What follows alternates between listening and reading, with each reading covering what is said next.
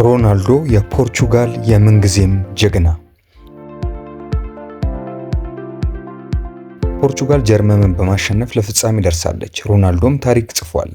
በአውሮፓ ኔሽንስ ሊግ ግማሽ ፍጻሜ ፖርቹጋል ጀርመንን 2-1 በማሸነፍ ነው ለፍጻሜ የደረሰችው።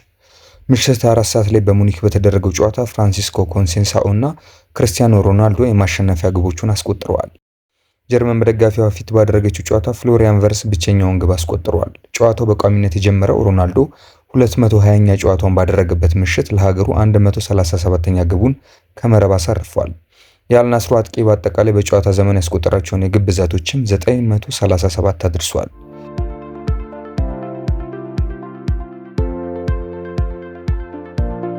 የመጀመሪያው የአውሮፓ ኔሽንስ ሊግ አሸናፊዋ ፖርቹጋል በፍጻሜው ዛሬ ጨዋታቸውን ከሚያደርጉት ፈረንሳይና ስፔን አሸናፊ ጋር የምትገናኝ ይሆናል።